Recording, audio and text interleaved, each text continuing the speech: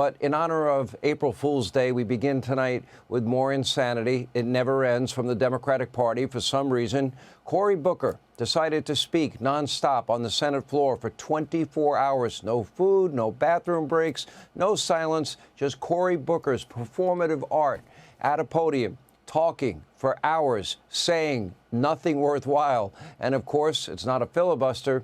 He's not officially blocking any bill, but he did go on and on and on, all about his hatred of all things. Donald Trump, what a shock. Take a look. I confess that I have been imperfect. I confess that I've been inadequate to the moment. I confess that the Democratic Party has made terrible mistakes that have given lane to this demagogue. God bless America. We need you now. God bless America. If you love her, if you love your neighbor, if you love this country, show your love. I don't want a Disneyfication of our history. I don't want to whitewash history. I don't want to homogenize history. Tell me the wretched truth about America. Today into tomorrow, I'm going to stand as long as I can. As long as I can, I'm going to stand and read stories like this because you are seen, you are heard. When is it going to be enough? My voice is inadequate. My efforts today are inadequate to stop what they're trying to do. Nobody was watching. We haven't seen this much bravery from Cory Booker since he referred to himself as Spartacus. That was during the Kavanaugh witch hunt.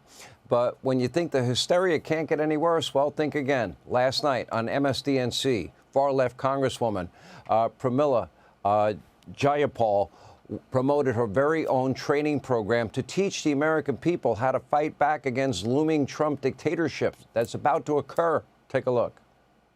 I mean, what we decided is that we really need to help Americans understand what happens when democracies fall, when dictators take over. We've been pretty complacent in America. We haven't had to really deal with this in any real way.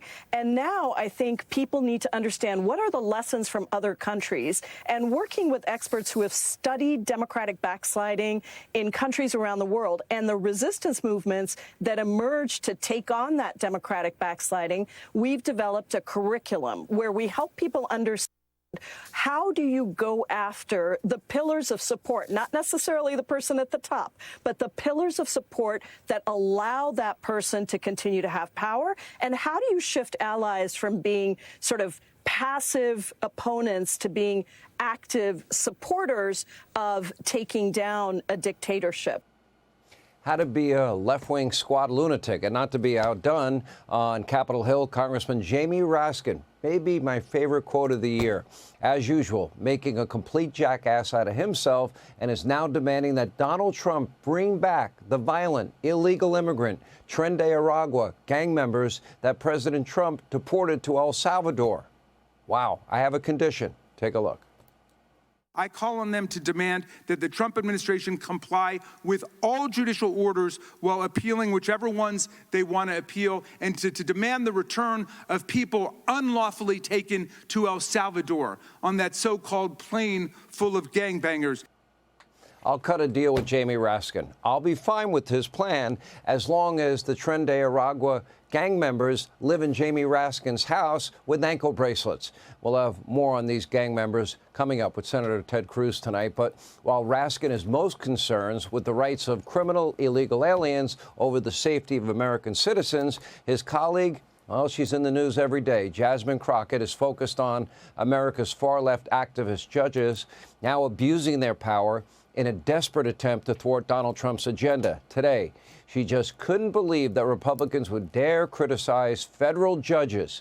That is, until Congressman Darrell Issa reminded her about her plan to impeach Justices Clarence Thomas and Sam Alito. Take a look.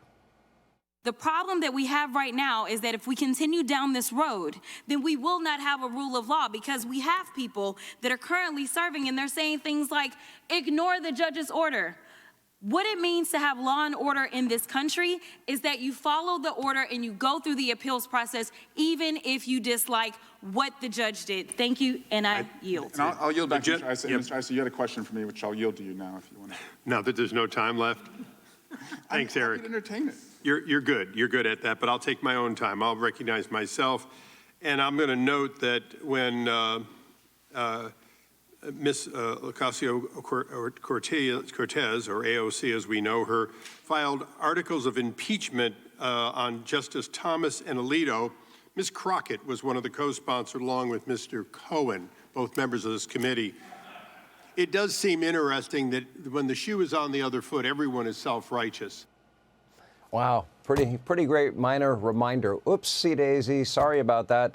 Also, remember, top Democrats even supported court packing, all in an effort to all but eliminate the judicial branch of government. But of course, they now love judges who use nationwide injunctions against Donald Trump with regularity.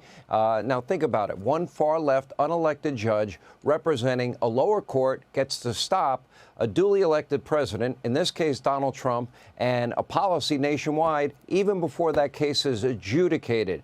That is a nationwide injunction. This never once happened before 1963. George W. Bush faced only 6 nationwide injunctions in 2 terms. Obama, in 2 terms, he was subject to 12. But during Trump's first term, there are a whopping 64 nationwide injunctions, and then back down to 14 under Joe Biden. So far, in just the first 2 months of his second term, President Trump has already eclipsed that number with 17 nationwide injunctions. This is just more Democratic lawfare, more weaponization of our justice system. This needs to be cleaned up. And while Democrats in Congress, they scream and they yell and they make fools out of themselves, this is the real resistance to Trump.